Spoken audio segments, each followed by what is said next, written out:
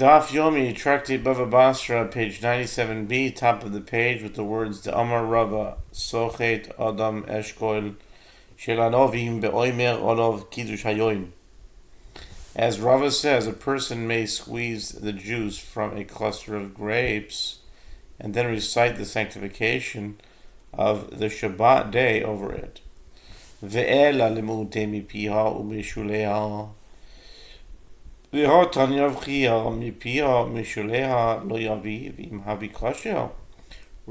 Rav's statement is to exclude wine that is taken from the mouth of the barrel, which has scum floating in it, and wine taken from the bottom of the barrel, which contains the pomace.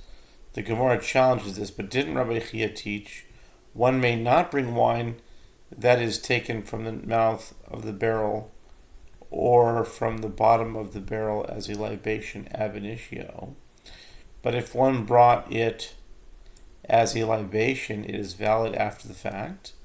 Accordingly, it should be fit for use for the sanctification of the Shabbat day.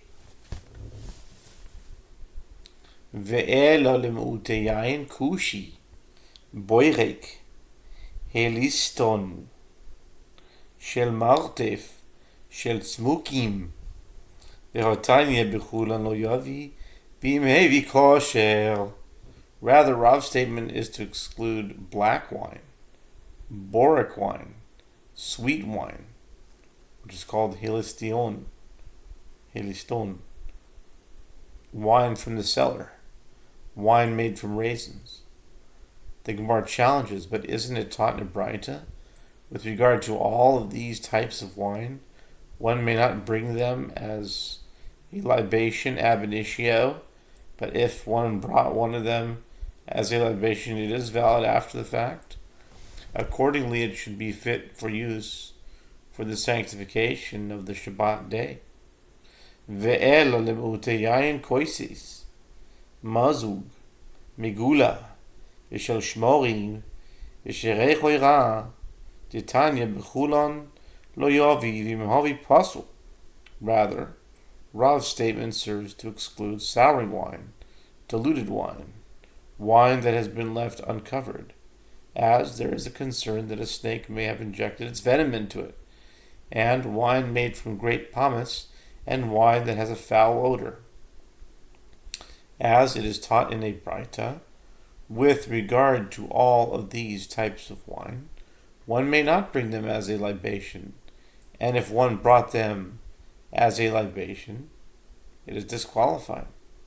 Limute mai, limute koises, belukta Rabbi Yochanan, Rabbi Yehoshua ben Levi. The Gemara asks again, Rav's statement serves to exclude which of these types of wine.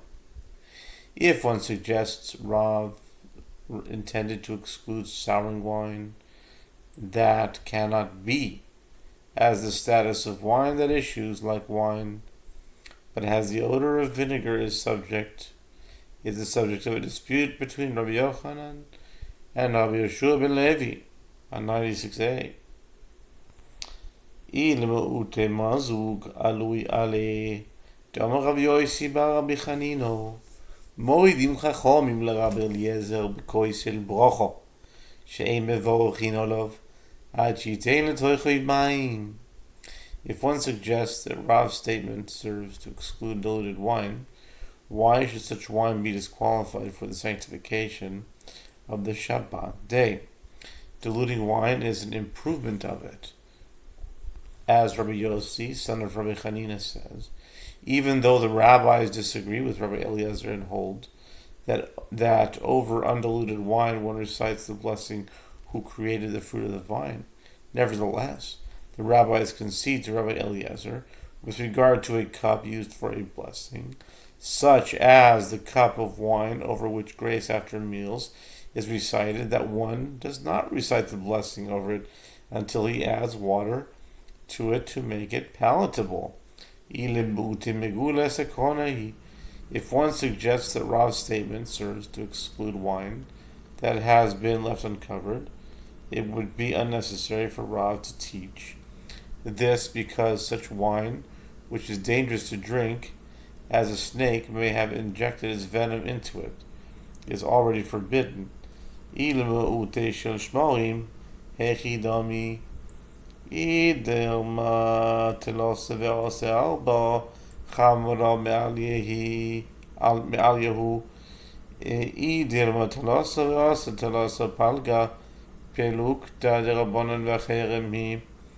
If one suggests that Rav's statement serves to exclude wine made from pomace, what are the circumstances? If it is referring to a case where one poured 3 jugs of water over the pomace and the volume of the resulting beverage came to 4 jugs, that is considered full-fledged wine, which may certainly be used for the sanctification of the Shabbat day.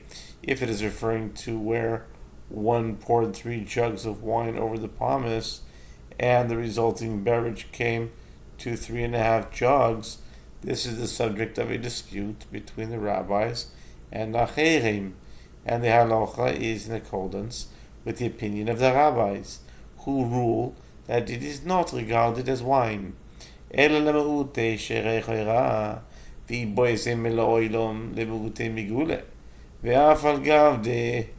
אברה במסע ננס כרבי נחמיו אפילו הוכי הקריבהו נו לפחוסךו היצחו או היספונךו. Rather, Rav's statement serves to exclude wine that has a foul odor, and if you wish, say that actually his statement serves to exclude wine that has been left uncovered, and it teaches the novelty that even though one passes it through a sieve in accordance with the opinion of Rabbi Nehemiah, see Trumot 8:7, nevertheless it still may not be used for the sanctification of the Shabbat day. This is because it is disrespectful to use inferior wine for a mitzvah, as derived from the verse in which God rebukes the Jewish people for offering lame animals as offerings. Present it now to your governor. Will he be pleased with you, or will he accept your person? Says the Lord of Hosts, Malachi 1:8. Boy minei Rav Kahano. Boy minei Rav Kahana chamua de Rav Beshar shirmei rovo. Chamar chavar yon mahu amarle al terei yain ki yit adam.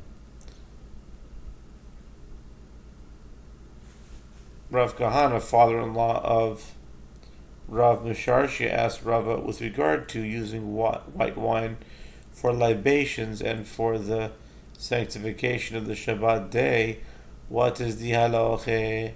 He said to him in response that the verse states, do not look upon the wine when it is red, when it gives its color in the cup, when it glides down smoothly.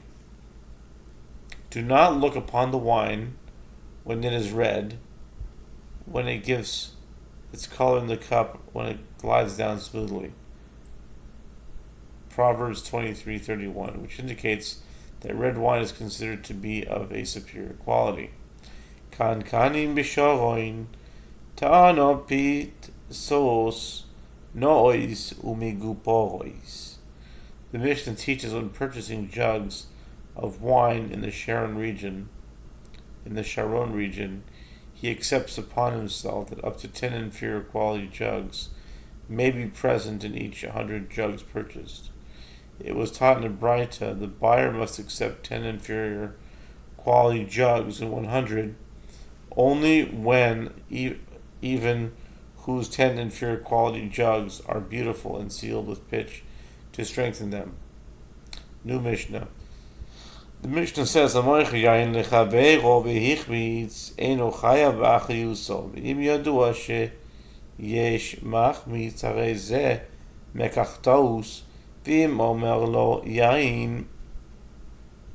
The Mishnah says, and we'll have to continue it tomorrow because we started the Mishnah at the bottom, but it continues on to the next Amud. So we'll do part of it today, and God willing, tomorrow with the next daf, or whatever the next daf is, I'll continue it. It will be continued, starting from here. If one sells wine to another and then it sours, the seller does not bear financial responsibility for his loss. But if it is known of the seller that his wine always sours, then this sale is a mistaken transaction, meaning one based upon false assumptions, as the buyer intended to purchase wine that would maintain its quality. Therefore, the seller must reimburse the buyer, and if the seller said to the buyer, "It is wine to be continued,"